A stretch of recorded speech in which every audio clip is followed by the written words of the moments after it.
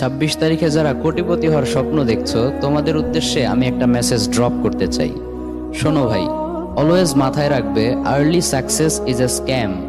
সফলতার কোনো শর্টকাট হয় না। অনেক কাঠখড় পুড়িয়ে স্টেপ বাই স্টেপ গ্রাজুয়ালি সফলতার দিকে এগোতে হয়। ঘরে বসে জাস্ট কিছু ট্যাপ করে যদি কোটিপতি হওয়া যেত, তাহলে এটা তারা আমাদের কাছে লঞ্চই করতো না, তারা নিজেরাই এটা ইউজ করতো। ঠিক কিনা বলো যুবক ভাইয়েরা? যেমন দেখবে, রোদে পুড়ে এক বাস থেকে আরেক বাসে গিয়ে অনেকে বলে প্যাসেঞ্জারদেরকে, আপনি যদি এটা আপনার ঘরে রাখেন কোনোদিন আপনার টাকার অভাবই হবে না। তো এটা সে নিজে কেন তার ঘরে রাখে না? সে কেন রোদে পুড়ে পুড়ে এগুলো বিক্রি করে? Doesn't make any sense. আরেকটা বিষয় খেয়াল করলে দেখবে, যত বড় বড় স্ক্যামার রয়েছে, ফ্রড রয়েছে, মোস্ট অফ দ্য টাইম এরা ছোট ছোট দেশকে টার্গেট করে, যেখানে প্রচুর বেকার যুবক রয়েছে, তাদের হাতে অঢেল সময় রয়েছে। এর ফলে তাদের সামনে যখন অ্যাট্রাকটিভ নতুন কিছু আসে, প্রপারলি চেক না করে তারা সেটা ট্রাই করে।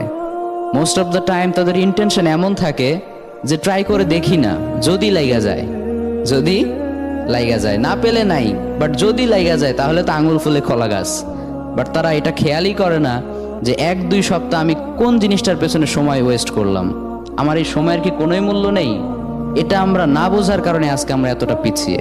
সো কলেজের টুকরা যুবক ভাইয়েরা, বি